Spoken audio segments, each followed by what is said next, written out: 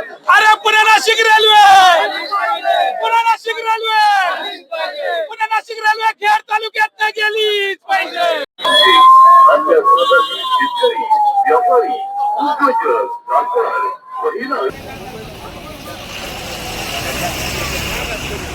अरे Pune Nashik railway, Pune Nashik railway, Pune Nashik railway Khed तालुक्यात गेलीच पाहिजे.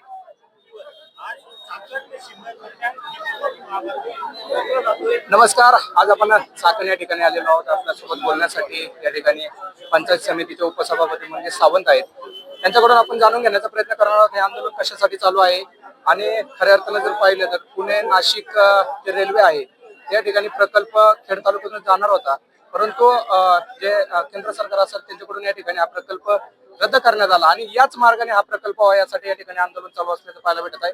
आपल्यासोबत बोलण्यासाठी उपसभापती आहेत.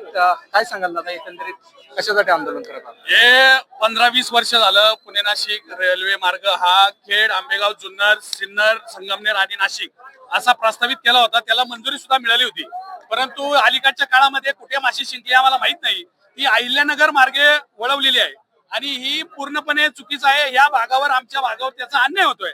15-20 वर्षापासून या रेल्वे मार्ग मंजूर होऊन त्याचे भूसंपादनाचे काही पैसे सुद्धा शेतकऱ्यांना मिळालेले आहेत. एवढं सगळं होऊन झालेलं असताना सुद्धा जर तुम्ही रेल्वे मार्ग काहीतरी चातुर्मातुर कारण देऊन बदलत असाल तर याचा आम्ही पूर्णपणे धिक्कार करतो. या शासनाचा जाहीर निषेध करतो आणि ही रेल्वे खेड, आंबेगाव, जुन्नर, पुणे आणि नाशिक अशीच व्हावी अशी ठाम मागणी आम्ही आजच्या या रास्ता रोकोच्या माध्यमातून केलेली आहे.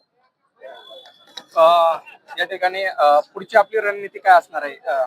या ठिकाणी हे जे 10-12 लोकप्रतिनिधी होते सर्व तालुक्यांचे आमदार, हे काही दिवसापूर्वी मुख्यमंत्री साहेबांना भेटले आणि त्यांनी ती जी प्रेसेस टॅक्टिजिट केला त्यानुसार अनिल काकोडकर यांची एक समिती या ठिकाणी स्थापन केलेली आहे.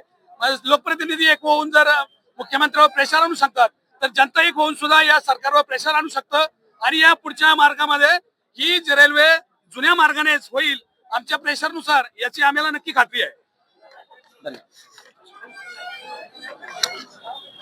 आपल्यासोबत बोलण्यासाठी मनसे पुणे जिल्हा अध्यक्ष जे खराबे साहेब आहेत त्यांच्याकडून आपण जाणून घेणार आहोत.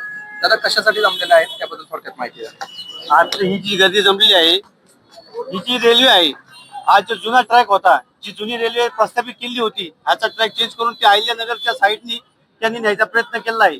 त्यामुळे सर्व मिळून आज हे जन आंदोलन करत आहोत. ही रेल्वे ह्याच साईडनी होणार आणि ह्याच रूटवर होणार आहे, यासाठी हे जन आंदोलन लावलेलं आहे. धन्यवाद.